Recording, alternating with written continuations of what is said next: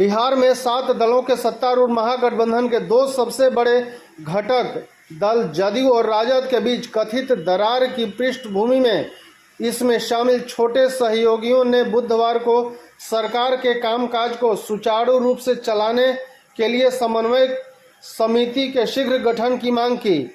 मुख्यमंत्री नीतीश कुमार के 2 महीने पहले भाजपा की अगुवाई वाले राजग से अलग होने के बाद राज्य में महागठबंधन बना था।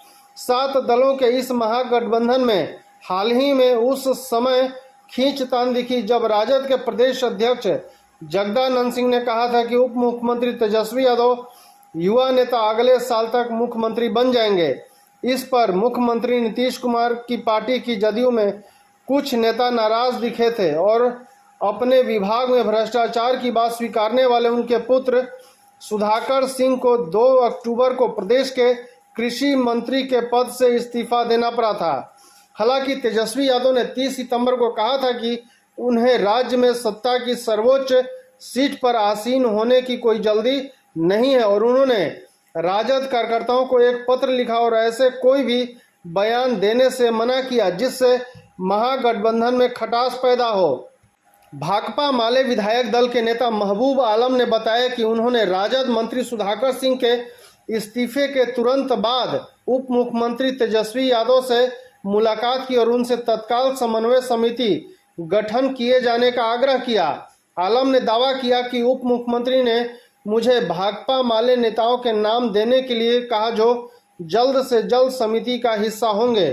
उन्होंने मुझे आश्वासन दिया कि जल्द ही समिति का गठन किया जाएगा। उन्होंने कहा कि अन्य गठबंधन सहयोगियों के नेताओं को भी समिति के लिए अपने प्रतिनिधियों के नाम देने के लिए कहा जाएगा। समिति में प्रत्येक पार्टी के कम से कम 2 सदस्य होंगे। बिहार में सत्तारूढ़ महागठबंधन में जदयू और राजद के अलावा कांग्रेस, भाकपा माले, भाकपा, माकपा और हम शामिल हैं, जिनके पास 243 सदस्यीय बिहार विधानसभा में 160 से अधिक विधायक हैं।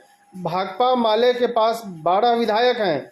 सुधाकर सिंह ने अपने विभाग में भ्रष्टाचार और मुख्यमंत्री नीतीश कुमार के कृषि रोड मैप पर सवाल उठाकर सरकार की फजीहत कराने के बाद मंत्री पद से रविवार को इस्तीफा दे दिया था। आलम ने कहा कि चूंकि इस सरकार का हिस्सा थे, उन्हें इसके कामकाज पर सवाल नहीं उठाना चाहिए था। इस तरह के कृत्यों का प्रतिकूल प्रभाव पड़ता है, इसलिए बिहार में महागठबंधन सरकार के गठन के तुरंत बाद हमने एक समन्वय समिति के गठन और सरकार के सुचारू कामकाज को सुनिश्चित करने के लिए एक साझा न्यूनतम कार्यक्रम की मांग की थी। भाकपा के वरिष्ठ नेता अतुल कुमार ने कहा कि उनकी पार्टी शुरू से ही समन्वय समिति के गठन के पक्ष में रही है। उन्होंने कहा कि हमारे नेता राम नरेश पांडे और केदार पांडे ने सरकार बनने के बाद मुख्यमंत्री से मुलाकात की और इस विचार पर प्रस्ताव रखा था। उन्होंने कहा कि हाल के घटनाक्रम की मांग है कि हमारे पास एक समन्वय समिति होनी चाहिए। मुख्यमंत्री इस विचार के खिलाफ नहीं थे।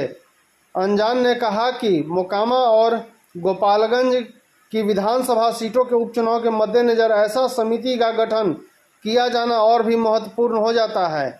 उपचुनाव बहुदलीय गठबंधन के लिए अपनी एकजुटता प्रदर्शित करने का एक अवसर होगा।